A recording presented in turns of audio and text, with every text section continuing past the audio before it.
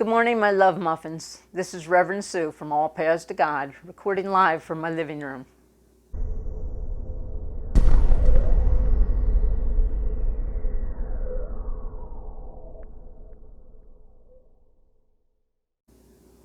Well, let's begin today's service by saying Happy Father's Day to all those fathers out there and all those mothers that played the role of fathers. Most of you know that I am blessed with both of my parents still living and thriving, so I get to spend this lovely day with my 96-year-old parents. And I know that Father's Day is not necessarily a joyous day for everyone. I know many people are grieving the loss of their father, and we hold you all in the highest compassionate consciousness of love and light. And while I had the good fortune to be raised by loving and well-intended parents, which provided a foundation for inner security, I know many today suffer memories of abandonment or neglect or abuse, recalling an unstable foundation from which to build their lives. And we hold the highest consciousness of healing and transcending and freedom for each of you. In our New Thought, religious science, teaching, belief system, regardless of whether we would describe ourselves as being products of good or bad parenting, we are all reminded that ultimately our parents don't define who we are. They influence what we believe. And beliefs are subject to change. It's the Father within that defines the truth of who we are. And that is not subject for change. Know the truth. I always hear you. And the truth shall set us free. Ernest Holmes says, in some way which we know not of, through some process which never reveals itself, life has entered into us. We are each an expression of God, of a divine idea breathed into life. And being made in the image and the likeness of our Heavenly Father, we are holy, we are sacred forces of nature. And we have absolutely nothing to do with it. There's no virtue we have good enough to earn our oneness with God. And there's no flaw or fault or failure bad enough to lose it. So in our spiritual journey, it's not so much about learning the nature of God, as it's about learning that what is true of God is also true of us. What is true of God's nature must also be our nature. So if God's nature is love and peace and joy and abundance and harmony, then our nature must be love and peace and joy and harmony and abundance. But thoughts don't have to be true to be believed. And even under the best of circumstances, even if we started out life with a solid inner self foundation, many of us grew up thinking we were something else, something less than God's children. And if we started our foundation in life in error, then the flow of the divine presence and power for good within each one of us is compromised from the beginning. But despite the fact that life experiences may have convinced us that we are something else, something less than the truth of who we are, God won't let us settle there. God won't let us find peace with anything less than the truth. And we all know that by that constant pull, that constant urge toward something better, something more. Alan Cohen said, when eagles build the nest for their chicks, they create a foundation with small branches and twigs, many of which bear thorns. Then they feather the nest with softer leaves, and that makes the baby chicks comfortable. And as the chicks grow and they thrash about the nest, gradually they dispense this softer feather-like bedding that just kind of scatters away into the wind. And eventually only the thorny foundation remains. And that makes it quite uncomfortable for the chicks to nest. Thus, they're motivated to flap their wings. And that's how they learn to take independent flight. That's how they're called to discover all that they're meant to be. Well, life's challenges prompt us in the same way.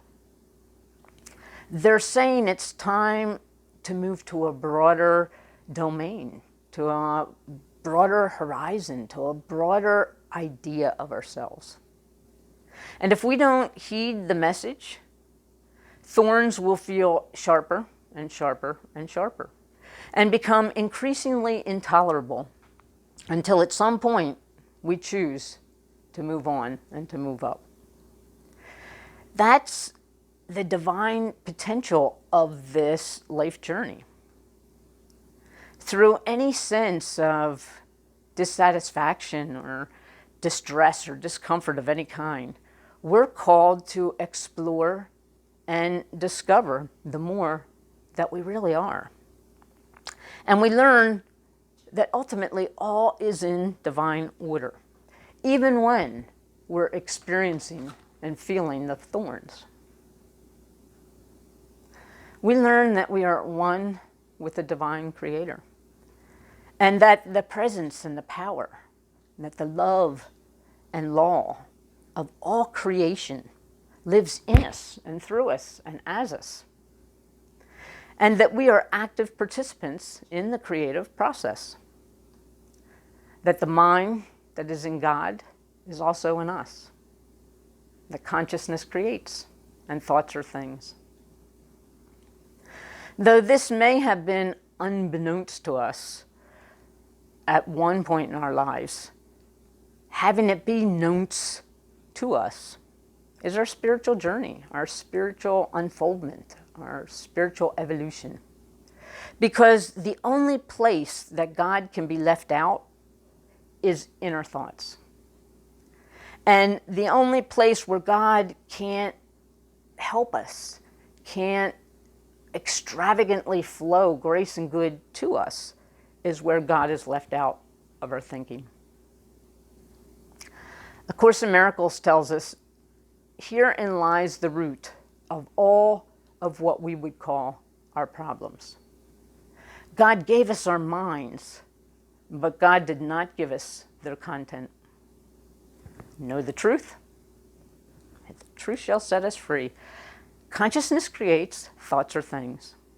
And we thinkers create the thoughts. God doesn't. So logically, we want to create better thoughts, because better thoughts are better things. But nonetheless, even with that intention, many of us don't even have good thoughts about our thoughts, because we're frustrated with ourselves that we haven't mastered this way of thinking yet. There seems to be an ongoing thought battle in our minds between the hopefulness of truth and the cynicism of lifelong experiences that were painful. And the longer that we live, the more this dark gratuity that shows up in our lives and distresses us, the more that becomes apparent. And once we have this evidence of what has gone wrong in our lives and in the world, we spread it, we talk about it, we multiply it, and we amplify it, and we strengthen it. What we're actually saying when we're pointing out and discussing and talking about the negative things in life is that all the negative stuff in life is so prevalent that how can we possibly justify or maintain hope and optimism with all this reality going on around us? Consequently, too often, pessimism, cynicism, negativity wins because we have all sorts of evidence to back it up. And hope, well, hope only has for support faith. And our faith is a work in progress, though we don't think it should be. We think we should have it once and for all. We think that because we have come to know the truth, believe the truth, that it should be done. Faith should just be a given in our lives. And we're so self-critical. We are so harsh with ourselves because we often feel like big fat thought frauds or thought failures, knowing that thoughts are things. Fortunately, we can't really fail, and we can't be frauds because we can't make truth not be true. A Course in Miracles tells us we can't make I am not. We are always and ever children of the divine Creator. And the love and law and grace and good of God is the truth of who we are. Whether we know it or not, whether we accept it or not, whether we focus on it or not, whether we have faith in it or not. We are always one with God and good. We are always in bigger hands. And God knows how to be God. God is always looking for an opportunity to flow bigger and better in our life experience. We're always in bigger hands. Since it's Father's Day, I will indulge in retelling one of my favorite in bigger hands stories. When I was in high school, we had a big yard with a swimming pool, and I was having a party my senior year, and so I went to my father and I said, you know what? All these kids are going to try to bring beer and sneak beer in here. So I think we should just buy it and serve it. Then I don't have to be worried the whole time about them doing that. And my father, who always communicated through issues, started saying, well, we could do that. But if one of the kids was in an accident, we could be, besides the horror of it, we could be sued and we could lose our home. And I'd say, oh, yeah, well, but I could take the keys and they could have to spend the night here. And I had an answer for everything. And so eventually he said, okay. So around went the rumor that I was having a cake party. And so the day of the party, my father and my brother-in-law went and got the big bucket of ice and the cake and tapped it so it would be nice and cold. And later on in the evening, when it was time for people to come, I went down and checked on it, and there it was, empty, floating on its side in this bucket of ice. Something went wrong with the tapping, and it all poured out. And I was like, oh man, I can't believe it. And my father was like, oh geez, and the liquor stores are closed. I mean, maybe we can get a six-pack, I don't know. You know, it was like 35 years later before it actually dawned on me, oh my God, he did it on purpose. It wasn't an accident that beer flowed on. He never had an intention of serving beer to underage minors. But he did have an intention to have communication with me and have me grow in such a way that I felt I had a role and an opinion that was vital and valid in bigger hands.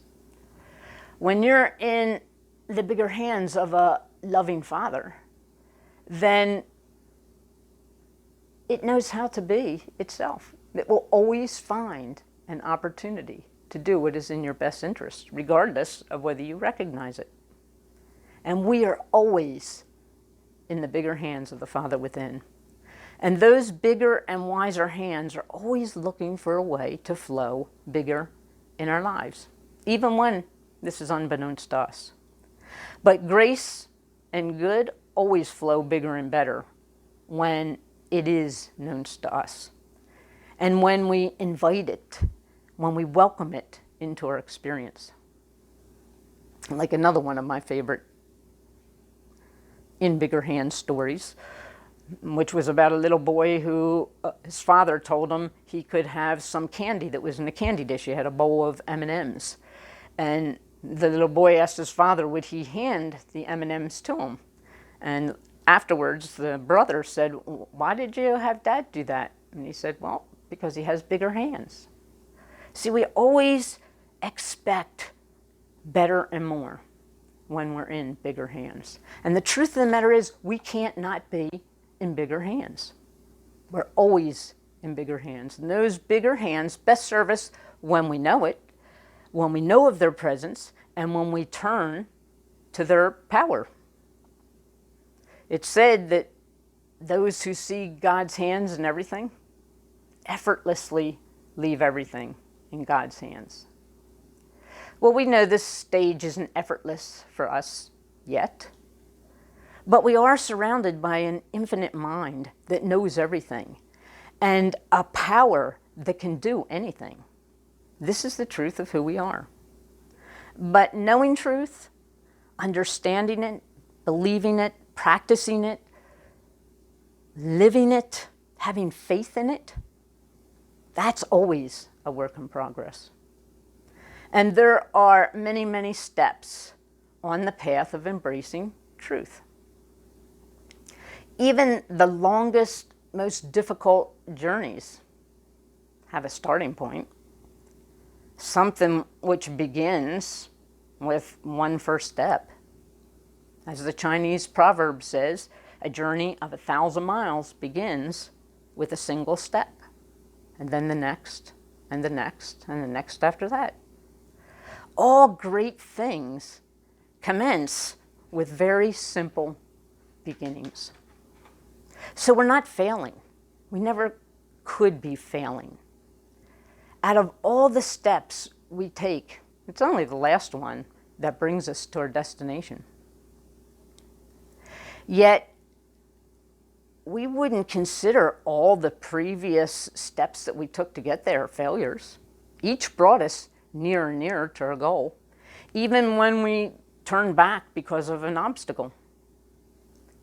So it's not where we are on our path that's crucial. It's devotion to the path.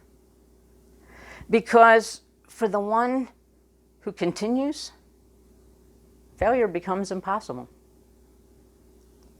That's why we come to Sunday services, to commune together. That's why we take classes, why we have spiritual circles. This is a connection in our spiritual journey that helps us focus on and practice these principles of truth. The same truth, we talk about it over and over and over again. The same principles, we talk about them over and over and over again. Devotion to the path. Faith is a work in progress. I was talking to Reverend Denise the other day, and I think she was talking about class with the lay ministry students, but she cited a quote by Henry David Thoreau, which was perfect, and it said, "A single footstep will not make a path on the earth." So a single thought will not make a pathway in our minds. To make a deep physical pathway, we have to walk it again and again and again and again. So to make a deep mental path, we must think it over and over and over again. We must think the kind of thoughts we wish to dominate our lives. over and over and over again. So we're not doing it wrong by having to redo it, by having to do it over and over and over again. It is always a process unfolding. So, my love muffins, your mission, if you so choose to accept it, is to bless the step. Let's bless every mental step we take this week on our amazing journey to know the truth, to claim the truth, to affirm the truth of who we are, no matter how rocky the road. And let's be kind and gentle and compassionate with ourselves. As Tut, also known as Mike Dooley, says, if you knew of a spectacular mountain that was very, very, very tall, yet climbable, and it was well established that from its peak, you could literally see all the love in the entire universe. You could party with the gods and you could dance with the angels. Would you curse or celebrate each step that you took as you ascended? It's a work in progress. It's up to us to rearrange our thoughts, not only about the truth of who we are, because so many distressing and false thoughts have been planted in our habit thinking, but about thoughts about our thoughts, about this process of knowing the truth and claiming the truth and affirming the truth. As Ernest Holmes teaches, all that matters on a spiritual journey is that we persist. That we persist in knowing the truth. Every single mental step that we take perfectly serves us. Every single idea about the truth of who we are, about God loving us, and about life needing us, about being love, and about loving to see grace and God in everyone and everything. Every mental step serves us. It strengthens our knowing. It strengthens our faith. All that matters is that we persist. It's like being a bundle of sticks. You can't possibly break them when they're all together because of their strength. One at a time, they're easy to break. But accumulated, they're very difficult to break. So rather than be frustrated with where we are, with the fact that we might not 100% have our thoughts about God and grace and good bundled together, just bless the step. Bless every time we recognize it and bring our thoughts back to the truth. So bless the step, my love muffins, knowing that each ordinary step we take is an extraordinary expression of God walking in the world as us. How can we fail at that? We're not the people who will deliver us to our destiny, to our freedom, but we are growing into them. We are the people. Now is the time, and this is the way. Namaste, my friends.